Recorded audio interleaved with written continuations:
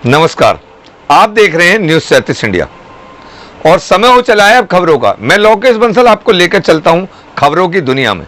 उत्तर प्रदेश के जनपद रामपुर से बड़ी खबर सामने आ रही है, जहां एक गांव में 2 दिन पूर्व हुए 2 पक्षों के विवाद में घायल एक युवक की मौत हो गई और नाराज परिजनों ने शव को सड़क पर रखकर सड़क पर जाम लगाकर हंगामा कर दिया। आपको बता दें कि जनपद रामपुर के कोतवाली टांडा क्षेत्र के ग्राम लालपुर कला में आज से 2 दिन पूर्व 2 पक्षों में किसी बात को लेकर विवाद हो गया और विवाद के दौरान दोनों पक्षों से कुछ लोग घायल हो गए, जिसके बाद ग्रामीणों ने इस विवाद के लिए मौजूदा ग्राम प्रधान हारून पर दबंगई का आरोप लगाते हुए कार्रवाई की मांग की थी। इसी विवाद में आज घायल सद्दीक की उपचार के दौरान अस्पताल में मौत हो गई, जिसके बाद मृतक सद्दीक के परिजनों ने सबको सड़क पर रखकर सड़क को पूरी तरह चक्का जाम कर दिया, जिसके चलते घंटों लालपुर कला के मेन रोड पर अफरा तफरी का माहौल बना रहा।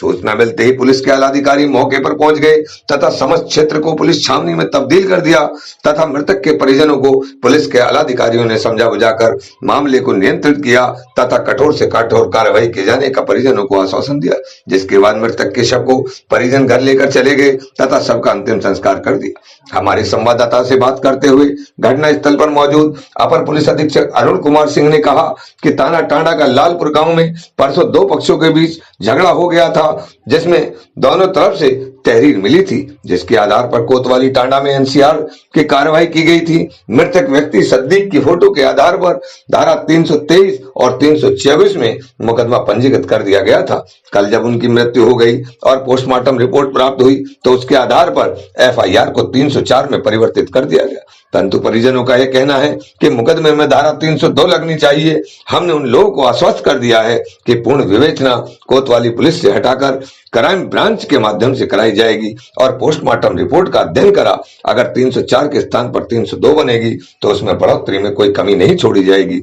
जिन लोगों का भी इन्वॉल्वमेंट होगा उन लोगों के खिलाफ सख्त से सख्त कार्रवाई होगी। तहरीर मृतक के परिजनों ने दिया है। फर्स्ट इन्फॉर्मेशन रिपोर्ट दर्ज होने के बाद सेकंड इन्फॉर्मेशन का कोई कानूनी प्रावधान नहीं है और तहरीर भी इसी विवेचना की पार्ट होती है, जिसके टांडा की जीडी में शामिल करा दिया गया है। जो भी हमारी क्राइम ब्रांच की टीम जांच करेगी उसको कागज उपलब्ध परिजनों द्वारा करा दिए जाएंगे तथा परिजन भी इन्वेस्टिगेशन के समय जो भी उनकी डिमांड होगी इन्वेस्टिगेशन टीम को नोट कराएंगे।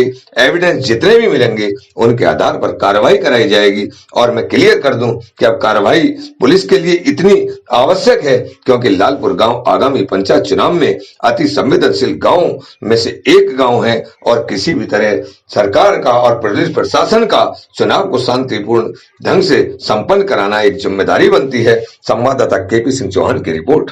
नाम है? मेरा नाम लक्ष्मी। कौन सा गांव पड़ता है? लालपुर कला।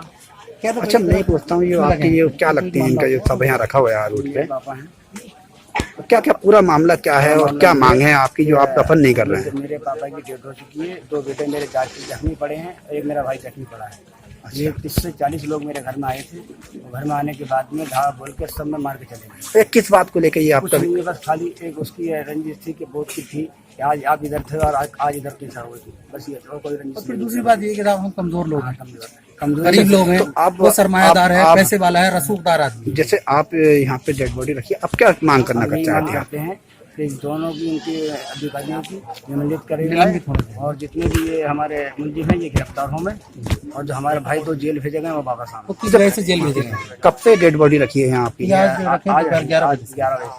जब तो पुलिस प्रशासन क्या आपके सहयोग कर रहा है और क्या मांग कर रही है? पुलिस प्रशासन की क्या मानेंगे? वही कराने वाले हैं उनकी मानेंगे। कोई ऐसा अधिकारी तो है जो कम से कम फैसला ले सके। तो अभी तक जब तक कोई अधिकारी नहीं आएगा, जब तक नहीं आएगा हम यहीं बैठे हैं। 2 दिन 4 दिन भी लगेंगे तब भी चलेंगे।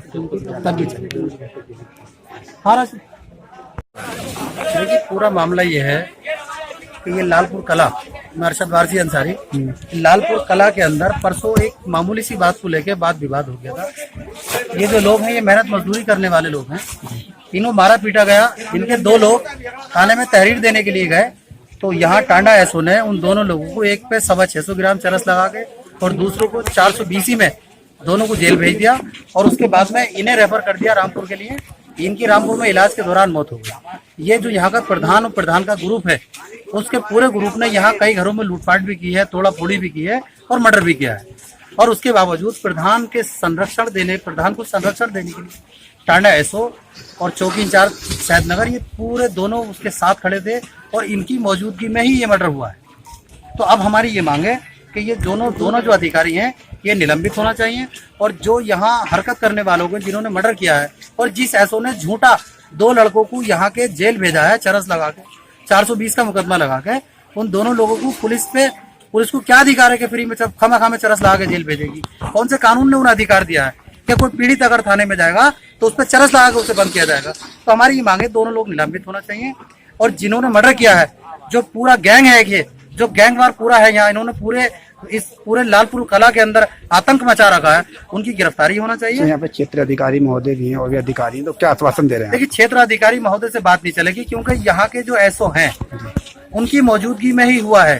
सीओ, एसओ और इंस्पेक्टर, ये तीनों छोटे बड़े भाई होते हैं, ये कुछ नहीं कर सकते। कम से कम सक्षम अधिकारी, आईपीएस को अधिकारी यहाँ है, उससे बात होगी, तब बात बनेगी, इनसे कोई बात नहीं बनेगी। अच्छा, आपके क्या लगते हैं ये मैं एक इंसान हूँ, मरने वाले इंसान है, मैं इंसानियत के नाते यहाँ खड़ा, इंसानियत मेरे अंदर जिंदा है। ये टांडा थाने का लालपुर गांव है।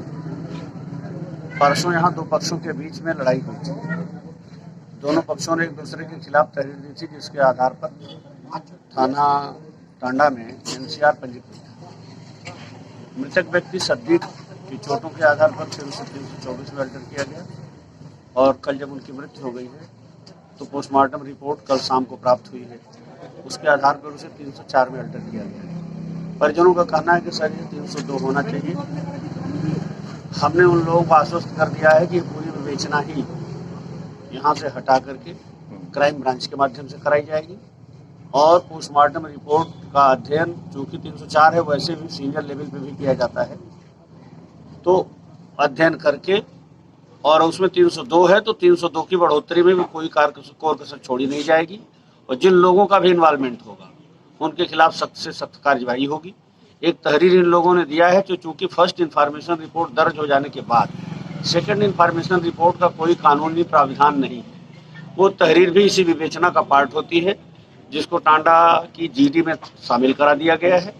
जो भी टीम हमारी क्राइम ब्रांच की जांच करेगी, तफ्तीश करेगी, उसको कागज उपलब्ध करा दिए जाएंगे। इसके अलावा पीड़ित पक्ष उस टीम को, इन्वेस्टिगेशन टीम जो भी अपनी ग्रीवांसेज हैं वो ग्रीवांसेज नोट कराएगा, उसके आधार पर एविडेंस जितने भी मिलेंगे कार्यवाही होगी। मैं क्लियर कर दूं, कार्यवाही सख्त इस नाते भी होनी है कि लालपुर गांव आगामी पंचायती चुनाव के दृष्टिकोण से हमारे लिए अति संवेदनशील गांवों में से एक है, और किसी भी कीमत पर चुनाव शांतिपूर्ण ढंग से कराना ये हमारी विधिक जिम्मेदारी है। इस नाते अभी से नकेल कसी जाएगी ताकि चुनाव शांतिपूर्ण हो। सर, ये जो आरोपी बताए हैं इन लोगों ने, क्या उनमें से किसी की गिरफ्तारी हुई है? अभी देखिए, ऐसा है कि कल पीएम रिपोर्ट के आधार पर शाम को जी केस अल्टर हुआ है। जी। उसके बाद से मृतक के परिजनों और उनके स्वजनों में आक्रोश था, जिसको देख करके आपने देखा यहाँ की हम लोगों को भी आना पड़ा। ये सारी बातें निपट जाने के बाद आप जानते हैं कि विवेचना एक बड़ा महत्वपूर्ण काम है, क्योंकि उसके एक एक अक्षर माननीय न्यायालय के समक्ष जाते हैं।